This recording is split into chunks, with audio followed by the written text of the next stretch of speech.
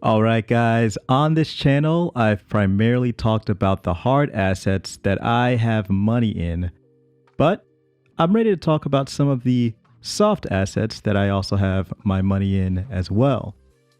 SCCO is the ticker symbol for Southern Copper Corporation, and I'm currently trading it within my portfolio for a multitude of reasons. Now, before I get into any of that, I just have to say that this is not investment advice.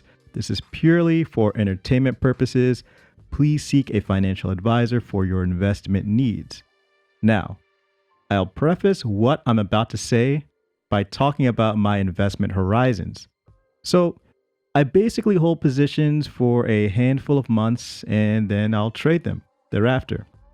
Now, I don't day trade, though I'll exit an opportunity if it meets my goals soon after entering. I don't hold any positions for years upon years as well. I like to take advantage of volatility while also managing risk, so SCCO has found a way into my portfolio for that reason. Now, we've talked a lot about copper on this channel. It has the nickname of Dr. Copper as its price growth is known to have a relationship with global economic recovery. Now, one of the main reasons is because China is one of the largest manufacturers in the world, and they happen to import some of the largest amounts of copper internationally. So knowing this, while also paying attention to the 10-year note yield, US 10-year note yield, I should say, displaying risk on behavior for the past several months, I decided to start putting my feelers out there for copper companies that I would feel comfortable trading with. Now, I took a look at Southern Copper Corporation because their returns this year were pretty stellar. Now, I decided to take a deeper look into their financials to get a better understanding of the company. That first took me to Yahoo just to get a quick glimpse into income statements, balance sheets, etc. But let's first start with debt to equity. Now, as we all know, the mining industry tends to load up on debt and leverage, particularly for smaller miners. However, SCCO recently added some debt after getting rid of quite a bit in 2019, but they made quick work of that near-term debt and have serviced it extremely well. So, seeing that performance was a plus for me. Next, I wanted to check their revenue and earnings. Now, that took me to their annual and quarterly income statements. Annually, they've kept a nice ratio between their revenue and cost of revenue since 2016. In their last 4 quarterly income statements, their revenue dropped from Q4 2019 to Q1 2020. However, it's been on the rise since then, leading Q3 to outdo revenue and earnings as well. For 2020, earnings took some time to develop, but it's been rushing back and may even outpace 2019's annual earnings. So we'll have to see once Q4 earnings come out, to see how that plays out. Now, since Q2 of 2020, realized earnings have actually outperformed expected earnings.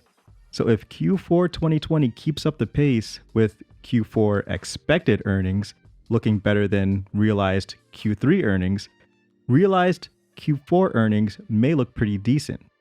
Now, as far as management is concerned of this company, the CEO is Oscar Gonzalez Rocha. Now, he has been in the mining industry since 1976, according to miningfoundationsouthwest.org.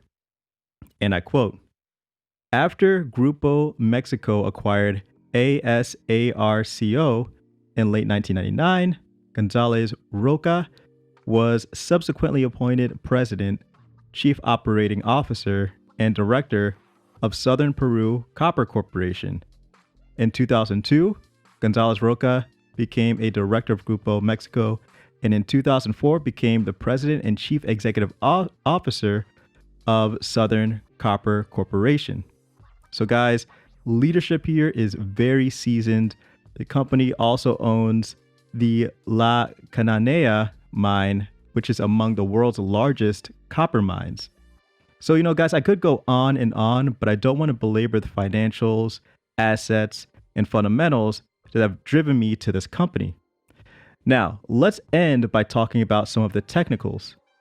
As you can see here on the year-to-date chart, the 50, 100, and 200-day moving averages are showing pretty good momentum for the company in the near term. If we look at the 3-month chart, we do have points where prices came down in a very minor way. But given everything that I've said about the company, I would use any future dips as points of, buying the dip. Unless the financials and fundamentals of this company or the global economy changes, I plan on adding more to this position in the future. So this is a stock that's just one in my portfolio. Again, I'm not recommending it. This isn't financial advice. I could be wrong in choosing these guys, but I'm just showing you all what I have in my portfolio. So let me know what miners you guys have in your portfolio in the comment section below. Thanks again for watching. Please hit that like button. Please subscribe if you're new. It's Black Bullion for goldandsilvertoday.com.